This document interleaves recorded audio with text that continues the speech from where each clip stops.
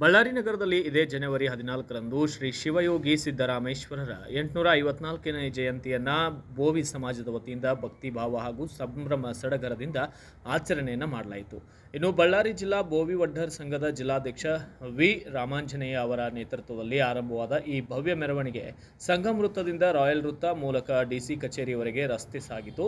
ನಂತರ ಕಾಳಮ್ಮ ಸರ್ಕಲ್ನಲ್ಲಿ ಮತ್ತೊಂದು ರ್ಯಾಲಿಯೊಂದಿಗೆ ಸೇರಿಕೊಂಡು ಭವ್ಯವಾಗಿ ಸಾಗುವ ಮೆರವಣಿಗೆಯಲ್ಲಿ ಬೋವಿ ಸಮಾಜದ ಹಿರಿಯರು, ಯುವಕರು, ಮಹಿಳೆಯರು ಹೆಚ್ಚಿನ ಸಂಖ್ಯೆಯಲ್ಲಿ ಉತ್ಸಾಹದಿಂದ ಪಾಲ್ಗೊಂಡಿದ್ದರು.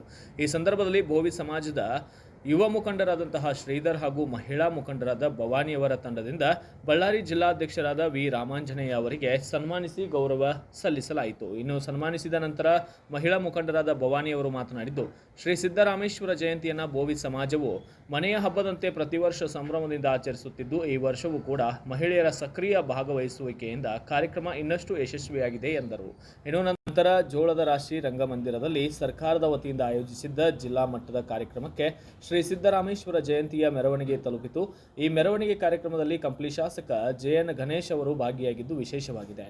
ಇದೇ ಸಂದರ್ಭದಲ್ಲಿ ಸಮಾಜದ ಜಿಲ್ಲಾಧ್ಯಕ್ಷರಾದಂತಹ ವಿ ರಾಮಾಂಜನೇಯ ಹಾಗೂ ಬೋವಿ ವಡ್ಡರ್ ಸಂಘದ ಮುಖಂಡರಾದಂತಹ ಮಹೇಶ್, ಪಾಂಡು, ಬಸವರಾಜ್ ಹುಲಗಪ್ಪ ಸೇರಿದಂತೆ ಶ್ರೀಧರ್, ಕೃಷ್ಣ, ಬಾಬು ಮತ್ತು ರಾಮು, ಗಂಗಾಧರ, ನರಸಿಂಹ ಮತ್ತು ರವಿ, ಸೋಮು ಇನ್ನಿತರರು ಭಾಗಿಯಾಗಿದ್ದು, ಮಹಿಳಾ ನಾಯಕಿಯರಾದ ಭವಾನಿ, ಬೃಂದ, ಯಶೋಧ, ಪಾರ್ವತಿ, ಶಾಂತಿ ಸೇರಿದಂತೆ ಅನೇಕ ಬೋವಿ ಸಮಾಜದ ಬಂಧುಗಳು ಉಪಸ್ಥಿತರಿದ್ದರು.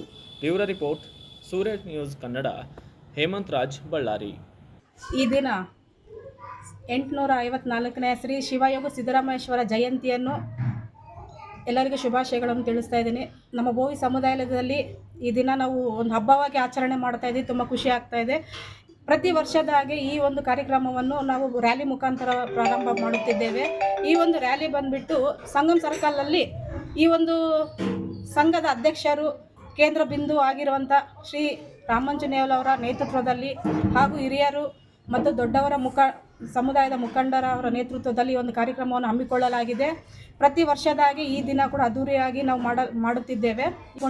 ಈ ಒಂದು ಕಾರ್ಯಕ್ರಮಕ್ಕೆ ನಮ್ಮ ಸಮುದಾಯದ ಸಾವಿರಾರು ಜನಗಳ ಸಂಖ್ಯೆ ಸೇರಿ ಈ ಒಂದು ಕಾರ್ಯಕ್ರಮವನ್ನು ಈ ದಿನ ನಾವು ಯಶಸ್ವಿಯಾಗಿ ಮಾಡುತ್ತಿದ್ದೇವೆ.